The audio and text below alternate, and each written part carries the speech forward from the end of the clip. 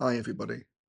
So in this video, I'm going to show you how we can factorize algebraic expressions. This means to write an expression involving brackets. So we'll work through a few examples and then we'll try some exam style questions. And if you want to work along with me, you can download a copy of this PDF below. So if we begin with example 1, we've been asked to factorize 6a plus 6b. And when we factorize this expression, we need to identify a common factor between the 6a and the 6b, and you can see this is 6. So we'll write this as 6 outside a pair of brackets. And then inside the brackets, we need an a plus a b, because when we expand it out, we get 6 times a, which is 6a, and 6 times b, which is 6b. So this is the factorized form of this expression, okay? If we look at question B, we've got 21x minus 14. So can you identify a common factor between the 21x and the 14? What do you think that might be? So it's 7, because 7 goes into 21x 3x times, and it goes into 14 2 times. So if we write 7 outside the brackets, we need to multiply it by 3x to make 21x. And then we need to multiply it by negative 2 to make the negative 14. So again, this is the factorized form of 21x minus 14. Do you want to try question C? Okay, so if we identify the common factor, we've got ay plus by minus 2cy. So you can see the y is the common factor. So we'll write this outside our brackets. And then we need an a plus a b minus the 2c. And this will be the factorized form of that expression. Do you want to have a go at questions D and E? Okay, so for question D, c squared minus c. So what do you think the common factor is here for both of these terms? So it's a c term. And if we multiply c by itself, we get c squared. So we need another c here, and then c multiplied by the 1 will give us the c term, and it needs to be a negative 1. How did you get on with that? And for question E, this is where we need to fully factorize. This means that there's more than one term which is common to both. What do you think that might be? So if we've got 3w minus 9w squared, the highest common factor of both of these terms will be the 3w. If we multiply it by 1, we get this term, and then we need the 3 multiplied by 3 to make the 9,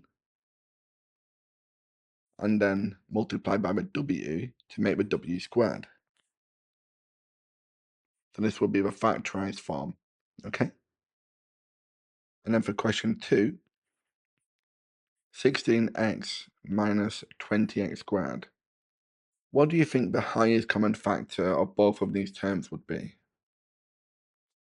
So we know 4 is a factor of 16 and 20, and x is a factor of both of these. So the highest common factor will be 4x. If we multiply this by 4, we get the 16x. And then we need to multiply it by the 5 to get the 20, and an x to get the x squared. So we'll have minus 5x. Okay? Do you want to try question B? Okay, so how did you get on with that? Well, we can see that x is a common factor, and 3 is a common factor of 15, 9, and 6. So the highest common factor will be 3x. We need to multiply this by 5 to get the 15, and we need another x term to get the x squared. 3 times 3 will make the 9, but we also need a y. And then 3 times 2 will make the 6. And then we also need a z. So plus 2z. How did you get on? Let's try example 3. Okay, so for example 3, we're going to look more at factorizing terms with powers. So this is where we'll use the rules of indices. If we've got x squared c minus xc squared, to find the highest common factor, you can see that both of these terms have an x, but they also have a c. So we'll have xc on the outside. And then we've got this c, but we need another x to make the x squared. And then for our other term, we've got the x, but we need another c. So we'll have x minus c. For question B, a cubed b plus 2ab squared. So what do you think the highest common factor will be now? So both terms have an a, and both terms have at least one b. So the highest common factor will be a, b. We need a squared to make the a cubed. We already have this b term. We need a 2. We have the a, but we need one more b, plus 2b. Okay? Do you want to try questions C and D? You can pause the video and we'll go through the solutions when you come back. Okay, so welcome back if you had a go. The highest common factor, the 6 and the 4 will both share a 2. The x squared and the x will share an x, and we'll have a common factor of y as well. On the outside, we'll have 2xy. We need a 3 to make the 6, and an x to make the x squared, so 3x. And then we need a 2 to make the 4, and a y to make the y squared, so minus 2y. How did you get on? For question D, well, we've got the 2, we can factor this out. We've got the a, and we can also have a b. So our highest common factor will be 2ab. Well, we have all of that here, so that'll just be 1. We've got the 2, we've got the a, but we need one more b. It should be a minus. And then we've got the 2, we need one more a, and we've got the b. How did you get on with that? Let's try some exam style questions. So here we've got 3 exam style questions. Question 3 is particularly more difficult.